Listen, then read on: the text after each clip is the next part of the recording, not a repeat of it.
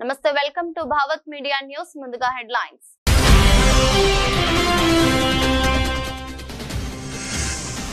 మధ్యవర్తిత్వాన్ని భారత్ ఎన్నిటికీ అంగీకరించింది. ట్రంప్ తో Modi.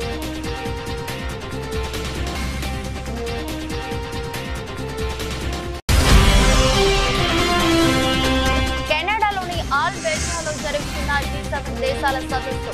Deep fake పై ఆందోళన వ్యక్తం చేసిన ప్రధాని మోదీ.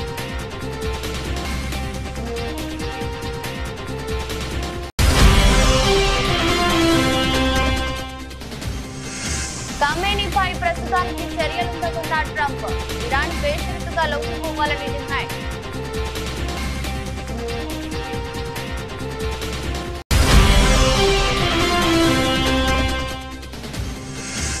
సెటిల్మెంట్లకు అడ్డంగా పోలీస్ స్టేషన్లు. కాంగ్రెస్ ప్రభుత్వంపై కేటీఆర్ ఫైర్.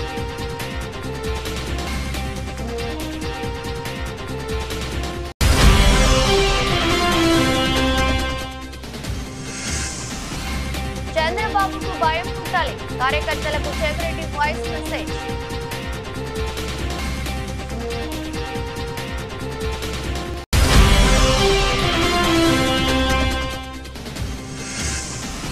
ఢిల్లీకి పయనమవుతున్న రేవంత్ రెడ్డి. 2 రోజుల పాటు ఢిల్లీలో బిజీగా గడపనున్న సీఎం.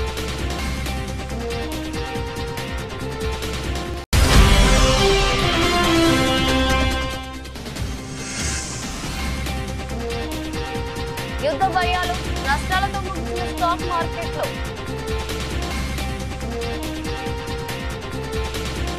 ఇటీవలే భారత్ పాక్ మధ్య ఉద్రిక్తతలను తానే ఆపానని, 2 దేశాల మధ్య జరిగిన కాల్పుల విరమణ ఒప్పందం తన ఘనతే అని అమెరికా అధ్యక్షుడు డొనాల్డ్ ట్రంప్ పదే చెప్పుకుంటున్న విషయం తెలిసిందే.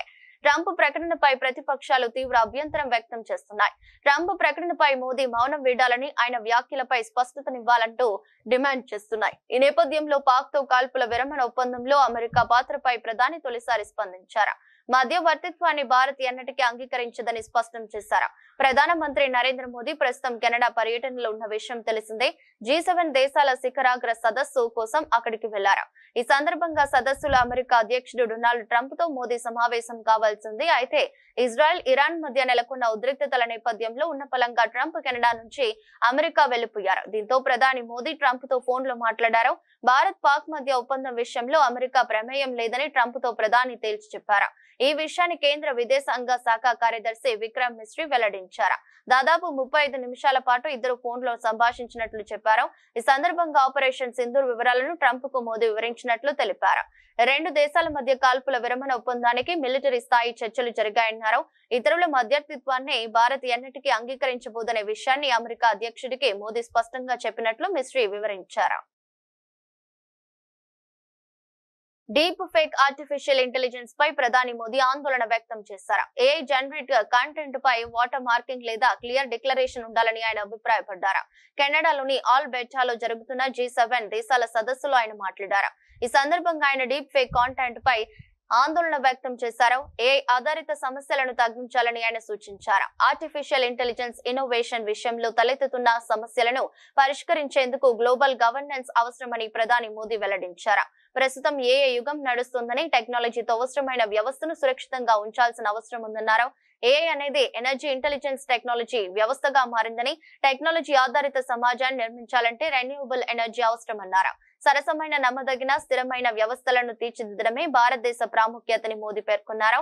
టెక్నాలజీ వల్ల ప్రజలకు లబ్ధి జరిగితేనే అప్పుడు దాన్ని విలువైనదిగా భావిస్తామని, ఇలాంటి అంశాల్లో ఏ దేశాన్ని కూడా వెనక్కి నెట్టాల్సిన అవసరం లేదన్నారు.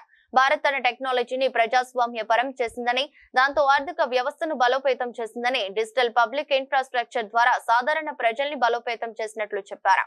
సమగ్రమైన, సామర్థ్యవంతమైన, బాధ్యతాయుతమైన AI అవసరమని పేర్కొన్నారు.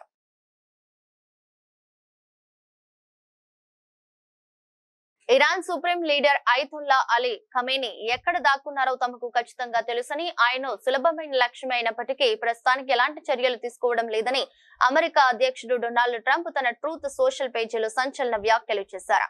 ఈ మేరకు ఆయన తన సొంత సోషల్ మీడియా ట్రూత్ లో పోస్ట్ చేశారు. పౌరులు లేదా అమెరికా సైనికులపై క్షిపణులతో దాడులు చేయవద్దని, తమ సహనం నశిస్తుందని ఆయన హెచ్చరించారు.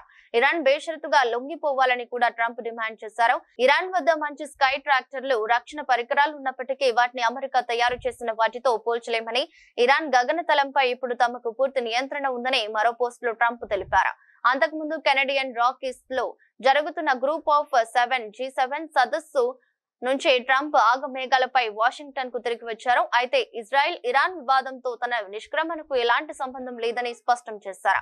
ఆ రెండు దేశాల మధ్య కాల్పుల విరమణ కోసమే తాను వాషింగ్టన్ కు వెళ్తున్నానని ఫ్రాన్స్ అధ్యక్షుడు ఇమాన్యుయల్ మాక్రాన్ తప్పుగా చెప్పారని ట్రంప్ విమర్శించారు. తన పర్యటన ఉద్దేశం అంతకంటే చాలా పెద్దదని, త్వరలో వివరాలు వెల్లడిస్తామని అన్నారు. ఇరాన్ ఇజ్రాయెల్ మధ్య శుక్రవారం ప్రారంభమైన ఘర్షణలు మంగళవారం నాటికి 5వ రోజుకు చేరుకున్నాయి. ఇరాన్ అణు కార్యక్రమాన్ని నిర్వీర్యం చేయడమే లక్ష్యమని ఇజ్రాయెల్ ప్రకటించడంతో ఉద్రిక్తతలు మరింత తీవ్రమయ్యాయి. అభివృద్ధితో పాటు సంక్షేమానికి కూడా ప్రాధాన్యతనిస్తున్నాం. కాంగ్రెస్ వస్తే కరెంట్ ఉండదని ప్రచారం చేశారు. అది తప్పుడు ప్రచారమని నిరూపించాం. 3 ఎకరాల వరకు ఉన్న రైతులకు నిధులు జమ చేసిన ప్రభుత్వం ఎకరానికి 6,000 చొప్పున మొత్తం 1,551.89 కోట్లు విడుదల. దీని ద్వారా 10.45 లక్షల మంది అన్నదాతలకు చేకూరిన ప్రయోజనం. మిగిలిన రైతులందరికీ రైతు భరోసా నిధులు జమ చేయనున్న ప్రభుత్వమని ఉప ముఖ్యమంత్రి బట్టి విక్రమార్క అన్నారు. ఈ రోజు చాలా పెద్ద ఎత్తున విద్యుత్ శాఖ సంబంధించినటువంటి అనేక కార్యక్రమాలు ఈ రోజు కొన్ని ప్రారంభోత్సవం చేసుకున్నాం, కొన్ని భూమి పూజ కార్యక్రమాలు చేసుకున్నాం. చెన్నాపూర్ కొత్తపల్లి గోరి మండలానికి సంబంధించి 1,40,00,000 రూపాయలతో 33/11 kV సబ్ స్టేషన్ ప్రారంభోత్సవం చేసుకున్నాం. అట్లాగే నూతనంగా మరో 3 సబ్ స్టేషన్ మంజూర్ నగర్, ధర్మారావుపేట, నవాబ్పేట సంబంధించినటువంటి 3 మండలాలు భూపాల్పల్లి, గన్పూర్, ములుగు, చిట్యాల మండలాలకు సంబంధించి మరొక 7,30,00,000 రూపాయలతో సబ్ స్టేషన్ శాంక్షన్ చేసుకుని ఈరోజు భూమి పూజ కార్యక్రమం చేసుకున్నాం. ఈ ప్రాంతానికి అవసరమైనటువంటి విద్యుత్ అవసరమైనటువంటి ఎన్ని సబ్ స్టేషన్లైనా అవసరం మేరకు ఈ రాష్ట్ర ప్రభుత్వం శాంక్షన్ చేయడానికి సిద్ధంగా ఉందని చెప్పడం కోసమే నేను ఈ లెక్కలు చెప్తా ఉన్నా. కాంగ్రెస్ ప్రభుత్వం వస్తే కరెంటు ఉండదని చెప్పి అనేక రకాలుగా ప్రచారం చేశారు. కానీ కొన్ని లెక్కలు తప్పనిసరిగా ప్రజలకి ఇలా ప్రచారం చేసే వాళ్ళకి తెలియాల్సిన అవసరం కూడా ఉంది. కాబట్టి 1-2 లెక్కలు కూడా నేను ఈ సభ ద్వారా రాష్ట్ర ప్రజలకి ఇటువంటి తప్పుడు ప్రచారంతో బతకాలని చూసేటువంటి రాజకీయ నాయకులకు కూడా ఈ సమాచారం చేరాలని ఇక్కడ చెప్పదలుచుకున్నాను. 2023 మార్చి నెలలో ఈ రాష్ట్రంలో పీక్ డిమాండ్ 15,000 మెగావాట్లు ఉంటే కాంగ్రెస్ ప్రభుత్వం వచ్చిన తర్వాత 2025 మార్చి నెలలో 17,162 మెగావాట్లకు సంబంధించిన పీక్ డిమాండ్ వస్తే కూడా, అంటే దాదాపు గతంలో వాడకం కంటే 2,000 మెగావాట్ అధికంగా ఈ రాష్ట్రంలో కరెంటు వాడితే కూడా 1 నిమిషం కరెంటు పోకుండా రాష్ట్ర వ్యాప్తంగా 24 గంటలు కరెంటు ఇచ్చినటువంటి ఘనమైన చరిత్ర కాంగ్రెస్ ప్రభుత్వానికి. మరి ఈ లెక్కలు ఏదో గాలికి చెప్పే కాదు. అంతరాయం లేని విద్యుత్ అందిస్తాం, ఇది కాంగ్రెస్ ప్రభుత్వ అంకిత భావం. రేవంత్ సర్కార్ కృషి బీఆర్ఎస్ కు మింగుడు పడడం లేదు. అప్పుడు అధికార దుర్వినియోగం, ఇప్పుడు కేసుల వణుకు. 9 రోజుల్లో 9,000 కోట్లు, 3.70 లక్షల మందికి రైతు భరోసా సొమ్ములు జమ చేశామని ఐటీ పరిశ్రమల శాఖ మంత్రి దుద్దిల్ల శ్రీధర్ బాబు అన్నారు. ఈరోజు చెన్నాపూర్ లో దాదాపు 1,40,00,000 రూపాయలతో మీ ఎమ్మెల్యే గారి చేతుల మీదుగా ప్రారంభోత్సవం చేసుకొని మరి డిప్యూటీ చీఫ్ మినిస్టర్ గారి చేతుల మీదుగా ఈ రోజు మనం అందరం కూడా దాన్ని విద్యుత్తునిచ్చే కార్యక్రమం చేశాం. కొత్తగా ఇక్కడ విద్యుత్ ఉప కేంద్రాలు కావాలని సంవత్సర కాలం నుంచి మీ ఎమ్మెల్యే గారు గండ్ర సత్యనారాయణ గారు మంజూర్ నగరే గాని, ధర్మారావుపేట గాని, నవాబ్పేటకు సంబంధించి కొత్త విద్యుత్ ఉప కేంద్రాలు కావాలని అనేక సందర్భాల్లో మాతో పాటు ఇప్పుడు విద్యుత్ శాఖ మంత్రి ఉప ముఖ్యమంత్రిగా ఉన్న బట్టి విక్రమార్క గారికి అనేక సందర్భాల్లో చెప్పడం జరిగింది. వాటన్నిటిని కూడా దృష్టిలో పెట్టుకొని మరి ప్రధానంగా విద్యుత్తుకు అంతరాయం కలగొద్దు. ఎప్పుడైనా లోడు పెరిగినప్పుడు ఆ లోడుకు సంబంధించి అక్కడ ఉప కేంద్రం మెరుగ్గా ఉంటే వినియోగదారులకు ఇబ్బంది లేకుండా ఉంటదని ఆలోచన చేసి ఈ 3 విద్యుత్ కేంద్రాలను కూడా ఈ రోజు ఇప్పుడే ఇక్కడే శంకుస్థాపన చేసుకున్నాం. దాని పరంగా దాదాపు 8 కోట్ల రూపాయలతో ఈ రోజు ఈ నూతన 33/11 విద్యుత్ ఉప కేంద్రాల శంకుస్థాపన కూడా చేయడం జరిగింది. మనం ఈ రోజు వినియోగదారులకి వారికి సంబంధించిన అవసరాలను దృష్టిలో పెట్టుకొని ఆ రోజు మేము కాంగ్రెస్ పార్టీకి సంబంధించిన మా కార్యకర్త, నాయకుడు, సోదరుడు ఇంటింటికి వెళ్లి మీరు ఒక్కసారి అవకాశం ఇవ్వండి, కాంగ్రెస్ పార్టీకి రాష్ట్రం వచ్చిన తర్వాత ఒక్కసారి మరి మాకు అవకాశం ఇవ్వమని కోరితే ప్రతిపక్షాలకు సంబంధించి ఏమన్నారు? కాంగ్రెస్ వస్తే కరెంట్ ఉండదు చూడు అన్నారు. ఇప్పుడు సంవత్సర కాలం నుంచి ఈ రోజు విద్యుత్తుకు అంతరాయం కలగకుండా నిరంతరం 24 గంటలు ఇచ్చిన కరెంట్ ఇచ్చిన ఘనత కాంగ్రెస్ పార్టీకి సంబంధించిన మా ప్రభుత్వానిది, మా మిత్రుల. దానికి తోడేం చేసినాం?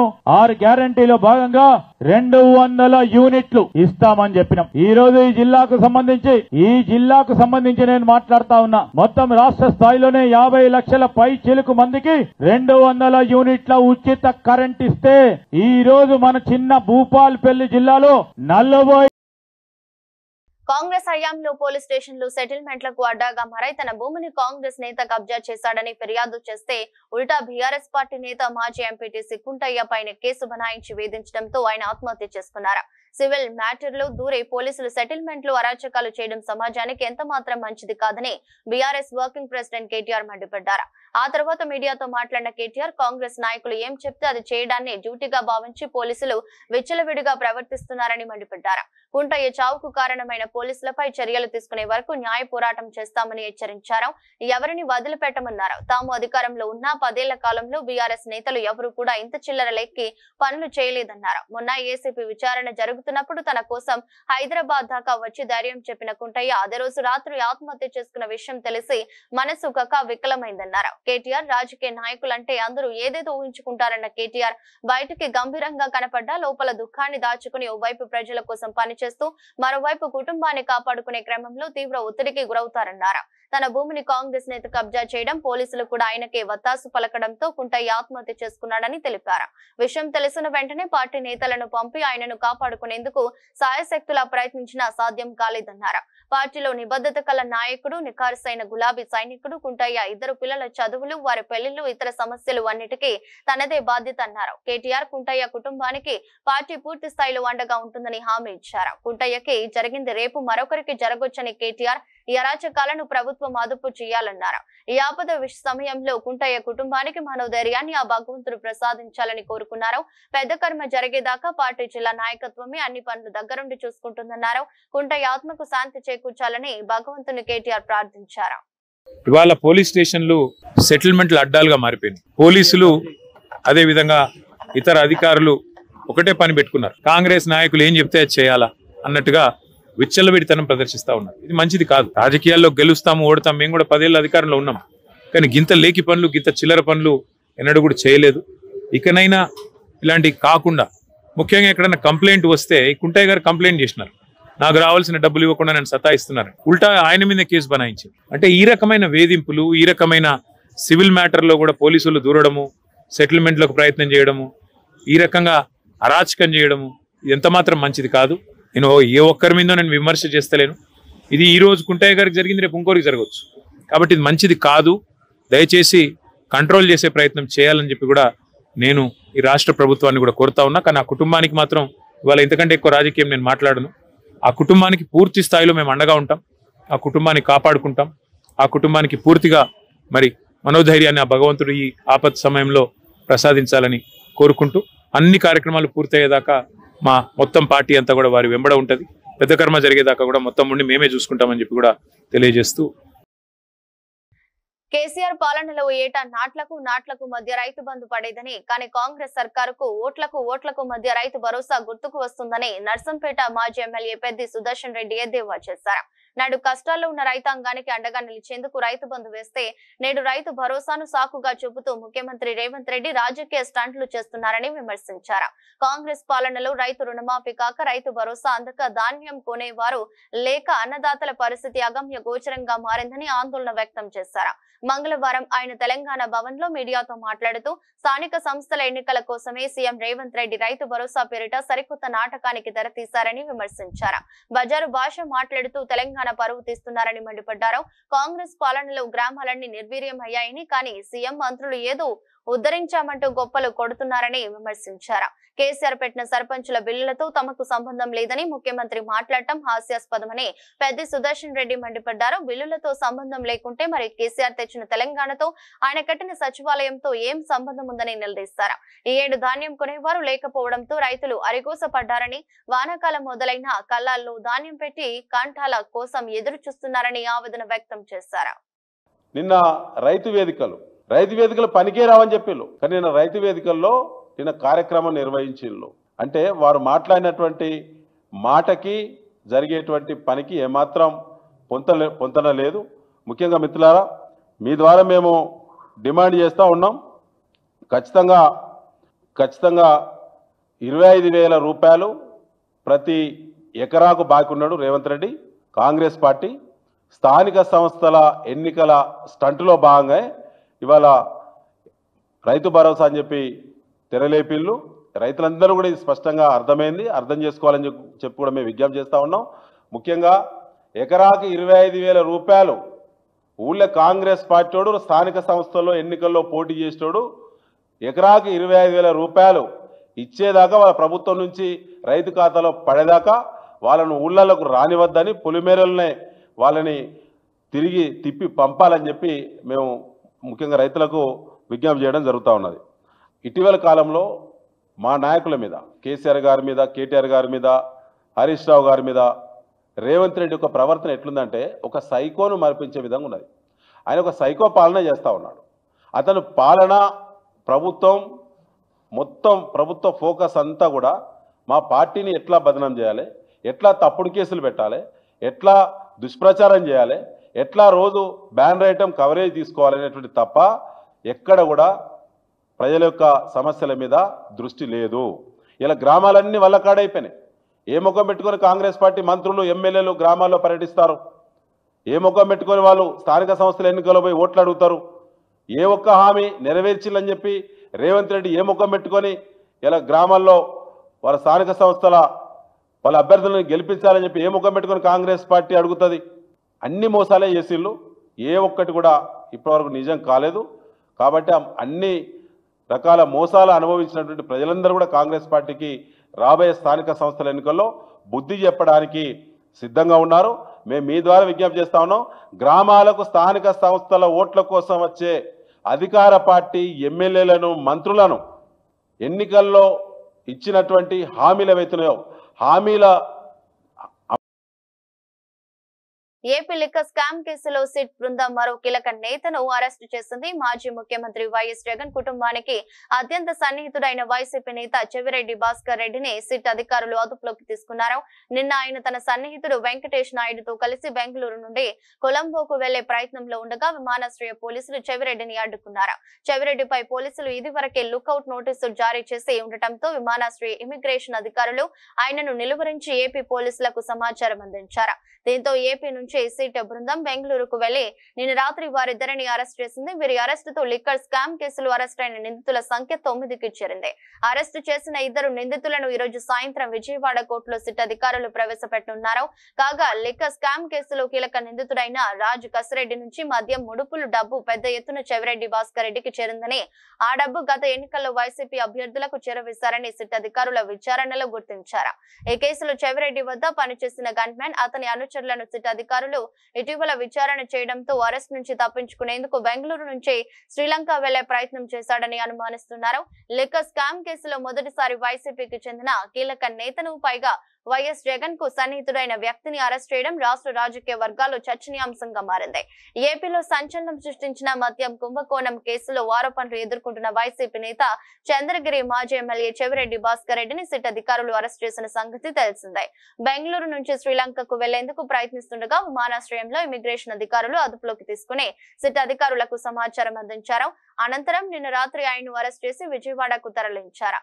ఈ అరెస్ట్ నేపథ్యంలో చెవిరెడ్డి భాస్కర్ రెడ్డి పార్టీ కార్యకర్తలు, నాయకులకు ఒక వాయిస్ మెసేజ్ ను పంపించారు. రాష్ట్రంలో జరుగుతున్న పరిణామాలు అందరికీ తెలుసని, వైసీపీ అధినేత వెంట నడిచే వారిపై కూటమి ప్రభుత్వం తప్పుడు కేసులు పెట్టి ఇబ్బందులకు గురి చేస్తుందని ఆరోపించారు. ఎన్ని కేసులు పెట్టినా తట్టుకుని నిలబడతాను, మీ అందరి ఆశీస్సులు నాకున్నాయని చెప్పారు. పార్టీ కార్యక్రమాలు ఇప్పుడు ఊపందుకున్నాయి. తాను బయటకు వచ్చాక మళ్లీ మాట్లాడతానని, తాను తన కుటుంబ సభ్యులు జగన్ కు సైనికులమని, ప్రతి ఒక్కరూ వెనకడుగు వేయకుండా పార్టీ కార్యక్రమాలలో పాల్గొనాలని చెవిరెడ్డి కోరారు. తెలంగాణ ముఖ్యమంత్రి రేవంత్ రెడ్డి మరోసారి దేశ రాజధాని ఢిల్లీ పర్యటనకు వెళ్తున్నారు. ఈ రాత్రి ఆయన హైదరాబాద్ నుంచి ఢిల్లీకి బయలుదేరనున్నారు. ఈ పర్యటన 2 రోజుల పాటు కొనసాగనుంది. పర్యటనలో భాగంగా ఆయన పలు కీలక సమావేశాల్లో పాల్గొంటారని తెలుస్తోంది. ఇంగ్లాండ్ మాజీ ప్రధానమంత్రి టోనీ బ్లేయర్ తో రేపు రేవంత్ సమావేశం కానున్నారు. ఈ భేటీలో ప్రధానంగా రాష్ట్రానికి పెట్టుబడులను ఆకర్షించడంపై చర్చించనున్నట్లు విశ్వసనీయ వర్గాల సమాచారం. టోనీ బ్లేయర్ ప్రస్తుతం Tony Blair institute of global change అనే అంతర్జాతీయ సంస్థ నడుపుతున్నారు. ఈ సంస్థ ప్రపంచ వ్యాప్తంగా అనేక దేశాల్లో అభివృద్ధి కార్యక్రమాలు పాలుపంచుకుంటుంది. ఈ నేపథ్యంలో TBI ద్వారా తెలంగాణ రాష్ట్రానికి అందగల సహకారం, పెట్టుబడుల అవకాశాలపై రేవంత్ రెడ్డి చర్చలు జరిపే వీలుంది. ఈ ఢిల్లీ పర్యటనలో ముఖ్యమంత్రి రేవంత్ రెడ్డి కాంగ్రెస్ పార్టీకి చెందిన ముఖ్య నేతలతో కూడా సమావేశం అవుతారని తెలుస్తోంది. పార్టీలో ఇంకా భర్తీ కాకుండా పెండింగ్ లో ఉన్న పదవులు, నామినేటెడ్ పోస్టుల భర్తీ వంటి కీలకమైన సంస్థాగత అంశాలపై కాంగ్రెస్ అధిష్టానంతో ఆయన చర్చించే అవకాశం ఉందని పార్టీ వర్గాలు చెబుతున్నాయి. వీటితో పాటు పలువురు కేంద్ర మంత్రులను కూడా కలిసి రాష్ట్రానికి సంబంధించిన వివిధ అభివృద్ధి అంశాలపై వినతి పత్రాలు సమర్పించి చర్చించే వీలుందని సమాచారం. ముఖ్యమంత్రిగా బాధ్యతలు చేపట్టిన తర్వాత రేవంత్ రెడ్డి గత ఏడాదిన్నర కాలంలో పలుమార్లు ఢిల్లీలో పర్యటించారు. ఆయా సందర్భాల్లో పార్టీ పెద్దలతోనూ కేంద్ర మంత్రులతోనూ సమావేశమై రాష్ట్ర ప్రయోజనాలు, పార్టీ వ్యవహారాలపై చర్చలు జరుపుతూ వచ్చారు. ఈ ప్రస్తుత పర్యటన కూడా రాష్ట్రానికి, పార్టీకి సంబంధించిన కీలక అంశాలపై జరగనుండటంతో ప్రాధాన్యత సంతరించుకుంది. జగన్ ప్రత్యేకమైన కుట్ర కోణంలోనే పర్యటనలు పెట్టుకుంటున్నారు. నేటి సత్తెనపల్లి పర్యటన కూడా అందులో భాగమే. నాగమల్లేశ్వరరావు వైసీపీ గెలుస్తుందని బెట్టింగ్ కు పాల్పడి ఓడిపోయి ఆ డబ్బులు కట్టలేక గత ఏడాది జూన్ 9వ తేదీన ఆత్మహత్య చేసుకున్నాడు. అంటే అతను చనిపోయి ఏడాది దాటింది. అతని చావుకు కారణం కూడా జగన్ రెడ్డి. నాగమల్లేశ్వరరావు చనిపోయాక ఆ బెట్టింగ్ డబ్బులు కొంతమేర అతని తండ్రి చెల్లించాడు. ఇందులో టీడీపీ కక్ష సాధింపు చర్యలకు పాల్పడింది ఎక్కడా, టీడీపీ ప్రభుత్వం వేధించింది ఎక్కడా అని ప్రశ్నించారు. వాళ్ళ సత్తెనపల్లి పర్యటన అనేది మనం చూస్తే ఇది చాలా ఆయనకి నటనలో ఏదైనా అవార్డు ఉంటే ఆస్కార్ మించిన అవార్డు ఇవ్వాలి ఆయనకి. ఎందుకంటే సత్తెనపల్లి పర్యటన దేనికోసం, ఎందుకోసం అని చెప్పి నేను ప్రశ్నిస్తా ఉన్నా. ఎందుకంటే నాగమల్లేశ్వరరావు అనే వ్యక్తి ఎవరైతే ఉన్నారో రెంటపాళ్ళ గ్రామానికి ఉప సర్పంచ్. రెంటపాళ్ళ గ్రామం తెలుగుదేశం పార్టీకి బలమైన గ్రామం అది. మరి ఆ గ్రామంలో ఆ రోజున్న వైకాపా పార్టీ తరఫున ఉప సర్పంచ్ గా ఉన్న వ్యక్తి, ఆయన ఆత్మహత్యకు కారణం ఎవరు? జగన్మోహన్ రెడ్డి. ఎందుకంటే ఎన్నికల సందర్భంగా తాడేపల్లి ప్యాలెస్ నుండి నాయకులకి అందరికి మెసేజ్లు పంపించి తిరిగి మనం అధికారంలోకి వస్తున్నాం అని చెప్పి అసత్యాలు చెప్పి ప్రోత్సహించి బెట్టింగులు కాయించటం మూలాన ఎన్నికల ఫలితాలు వచ్చిన తర్వాత ఆయన కోట్లాది రూపాయలు డబ్బులు పోగొట్టుకున్నాడు అనేది జగమెరిగిన సత్యం. మరి అటువంటి వ్యక్తి మరి డబ్బులు కేవలం జగన్మోహన్ రెడ్డి యొక్క ప్యాలెస్ నుండి జరిగిన ప్రచారం వల్ల బెట్టింగ్ లో పాల్గొని ఉన్న ఆస్తిని కోల్పోతే దిక్కుచోచక ఆత్మహత్యానికి పాల్పడితే ప్రభుత్వానికి ఏంటి సంబంధం అని చెప్పి నేను అడుగుతా ఉన్నా. నాకు గుర్తున్నంత వరకు నాగమల్లేశ్వరరావు అనే వ్యక్తి చనిపోయింది జూన్ 9వ తారీఖున. చంద్రబాబు నాయుడు గారు ఎప్పుడు ప్రమాణ స్వీకారం చేశారు? జూన్ 12 అనుకుంటా. అంటే ఆయన ఆత్మహత్య చేసుకునేదానికి అసలు ప్రభుత్వమే లేదు, ప్రమాణ స్వీకారమే చేయనప్పుడు అసలు ప్రభుత్వ వేధింపులు అనే ప్రశ్న ఎక్కడ వస్తుంది? నాకు చాలా ఆశ్చర్యం కలిగించేది అదే. అసలు ప్రభుత్వమే మా ప్రభుత్వం ప్రమాణ స్వీకారం చేయకముందు ఆయన వీటి మీద కోట్లాది రూపాయల బెట్టింగ్ లో పాల్గొని ఏ దిక్కు తోచక చనిపోతే ఆత్మహత్య చేసుకుంటే ప్రభుత్వానికి ఏం సంబంధం? అసలు ప్రభుత్వమే ఇంకా ఏర్పాటు కాల, ఫలితాలు వచ్చినాయి. ఏ పార్టీకి, తెలుగుదేశం పార్టీ కూటమి పార్టీకి మెజార్టీకి వచ్చిందనేది స్పష్టం అవుతా ఉంది. 12వ తారీఖున నాకు గుర్తున్నంత వరకు ప్రమాణ స్వీకారం చేసింది. నాకు తెలిసి ఈయన చనిపోయింది ఎన్నికల ఫలితాలు వచ్చిన తర్వాత. అసలు ప్రభుత్వం ఏర్పడక ముందే ప్రభుత్వ వేధింపులు అని చెప్పి దానికి ఒక బ్యానర్ పెట్టి ఆయన ఇవాళ ఒక రాజకీయానికి శవయాత్రకి తెరదీశాడు. నిజంగా నాగమల్లేశ్వరరావు ఆత్మహత్య చేసుకున్నాడంటే దానికి తొలి ముద్దాయి జగన్మోహన్ రెడ్డి. నిజంగానే ఆయన ప్రోత్సహించకుండా, ఆయన పార్టీ ప్రోత్సహించకుండా ఉంటే బెట్టింగ్. హైదరాబాద్ నగరంలోని బేగంపేట విమానాశ్రయంలో బుధవారం ఉదయం కొద్దిసేపు తీవ్ర ఉద్రిక్తత పరిస్థితులు నెలకొన్నాయి. విమానాశ్రయంలో బాంబు పెట్టినట్లు గుర్తు తెలియని వ్యక్తి నుంచి ఈమెయిల్ ద్వారా వచ్చిన సందేశం కలకలం రేపింది. ఈ సమాచారం అందుకున్న వెంటనే నగర పోలీసులు, విమానాశ్రయ భద్రతా సిబ్బంది అప్రమత్తమయ్యారు. బాంబు స్క్వాడ్, డాగ్ స్క్వాడ్ బృందాలు హుటాహుటిన విమానాశ్రయానికి చేరుకున్నాయి. ఎయిర్పోర్టు ప్రాంగణమంతా క్షుణ్ణంగా తనిఖీలు చేపట్టారు. ప్రతి మూలను గాలించినప్పటికీ ఎటువంటి పేలుడు పదార్థాలు గాని, అనుమానాస్పద వస్తువులు గాని లభ్యం కాలేదు. గంటల తరబడి విస్తృతంగా సోదాలు చేసిన అనంతరం విమానాశ్రయంలో ఎలాంటి బాంబు లేదని అధికారులు నిర్ధారించారు. దీంతో అటు పోలీసులు ఇటు విమానాశ్రయ సిబ్బందితో పాటు ప్రయాణికులు కూడా ఊపిరి పీల్చుకున్నారు. ఎవరో ఆకతాయి కావాలనే బెదిరింపు ఈమెయిల్ పంపి ఉంటారని పోలీసులు ప్రాథమికంగా భావిస్తున్నారు. ఈమెయిల్ పంపిన వ్యక్తిని గుర్తించేందుకు దర్యాప్తు ప్రారంభించినట్లు సంబంధిత వర్గాలు తెలిపాయి. ఈ ఘటనతో విమానాల రాకపోకలకు ఎలాంటి అంతరాయం కలగలేదని సమాచారం. దేశీయ స్టాక్ మార్కెట్లు ఈ రోజు నష్టాలతో ముగిశాయి. అంతర్జాతీయంగా నెలకొన్న ప్రతికూల పరిణామాలు సూచీలపై తీవ్ర ఒత్తిడిని చూపాయి. ముఖ్యంగా ఇజ్రాయెల్ ఇరాన్ మధ్య యుద్ధ మేఘాలు మరింత దట్టంగా కమ్ముకుంటున్నాయన్న సంకేతాలు మదుపరుల సెంటిమెంట్ ను దెబ్బతీశాయి. ఇజ్రాయెల్ ఇరాన్ మధ్య ఉద్రిక్తతలు తారస్థాయికి చేరువచ్చినాయి. బయలు మార్కెట్లను కుదిపేశాయి. టెహ్రాన్ ను తక్షణమే ఖాళీ చేయాల్సిందిగా అమెరికా అధ్యక్షుడు ట్రంప్ తమ పౌరులకు సూచించినట్లు వచ్చిన వార్తలు ఈ ఆందోళనలను మరింత తీవ్రతరం చేశాయి. ఈ పరిణామాల నేపథ్యంలో ఇరు దేశాల మధ్య ఘర్షణ ప్రాంతీయ యుద్ధంగా మారవచ్చన్న ఆందోళనలు విస్తృతంగా వ్యాపించాయి. దీనికి తోడు అంతర్జాతీయ మార్కెట్లో చమురు ధరలు పెరగడం కూడా సూచీల పతనానికి దోహదపడింది.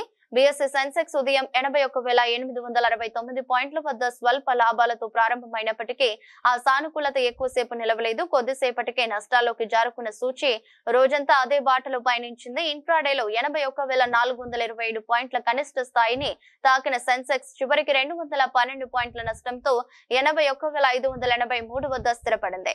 మరోవైపు నేషనల్ స్టాక్ నిఫ్టీ కూడా 93,093 పాయింట్లు కోల్పోయి 24,853 వద్ద ముగిసింది. డాలర్ తో పోలిస్తే రూపాయి మారకం విలువ 86.24 గా ఉంది. సెన్సెక్స్ 30 సూచీలో ఎటర్నల్, సన్ ఫార్మా, టాటా మోటార్స్, బజాజ్ ఫైనాన్స్, ఇండస్ ఇండ్ బ్యాంక్ షేర్లు ప్రధానంగా నష్టపోయిన వాటిలో ఉన్నాయి. టెక్ మహీంద్రా, ఏషియన్ పెయింట్స్, ఇన్ఫోసిస్, మారుతి సుజుకి, టీసీఎస్ పేర్లు లాభాలను ఆర్జించాయి. అంతర్జాతీయ మార్కెట్లో బ్రెంట్ క్రూడ్ ఆయిల్ ధర బ్యారెల్ కు $74.28 వద్ద కొనసాగుతుండగా బంగారం ధర ఒక ఔన్సుకు $3,405 వద్ద ట్రేడ్ అవుతుంది. ఆసీస్ విధ్వంసకర all rounder Glenn Maxwell T20 cricket లో మరోసారి తన బ్యాటింగ్ పవర్ చూపించాడు.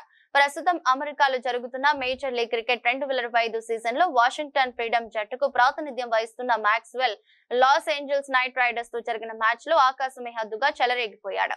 ఈ మ్యాచ్ లో అజయ్ శతకం బాది పలు రికార్డులను తన ఖాతాలో వేసుకున్నాడు. ఒక ల్యాండ్ వేదికగా జరిగిన ఈ మ్యాచ్ లో మాక్స్వెల్ భారీ షాట్లతో ప్రత్యర్థి జట్టు బౌలర్లను ఊచకోత కోసాడు.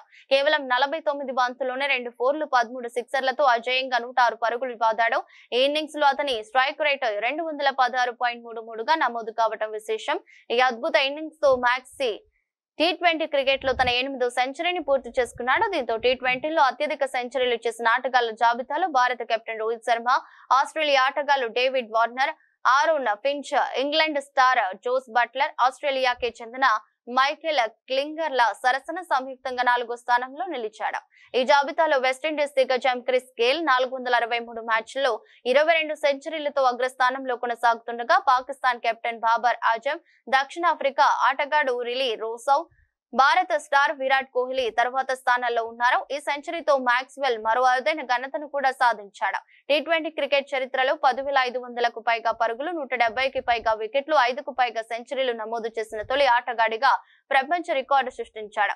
మాక్స్వెల్ ఇప్పటి వరకు టీ20లో 10,500 పరుగులు పూర్తి చేయడంతో పాటు 178 వికెట్లు కూడా పడగొట్టాడు. ఇక గతేడాది స్టీవ్ స్మిత్ నాయకత్వంలో వాషింగ్టన్ ఫ్రీడమ్ జట్టు ఎమ్మెల్సీ టైటిల్ గెలవగా ఈ సీజన్ లో మాక్స్వెల్ జట్టుకు కెప్టెన్ గా వ్యవహరిస్తున్నాడు. వార్తలు ముగించే ముందు మరోసారి హెడ్లైన్స్.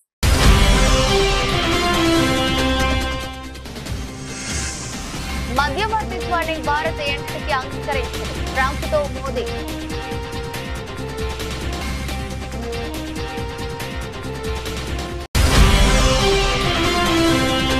కెనడాలోని ఆల్బెర్టాలో జరుగుతున్న G7 దేశాల సదస్సు. డీప్ ఫేక్ పై ఆందోళన వ్యక్తం చేసిన ప్రధాని మోదీ.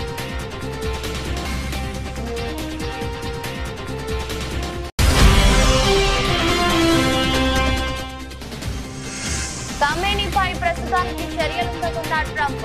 ఇరాన్ బేషరతుగా లొంగిపోవాలని డిమాండ్.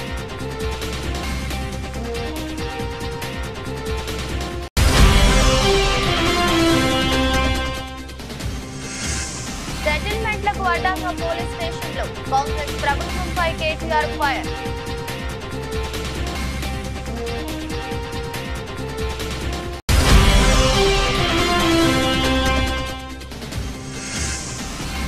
చంద్రబాబుకు భయం పుట్టాలి. కార్యకర్తలకు చెవిరెడ్డి వాయిస్ మెసేజ్.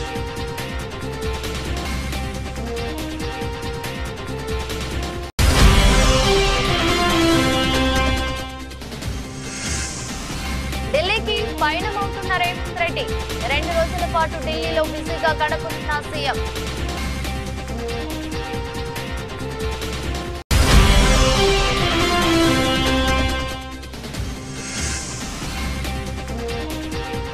యుద్ధ భయాలు, నష్టాలతో ముగిసిన స్టాక్ మార్కెట్లు.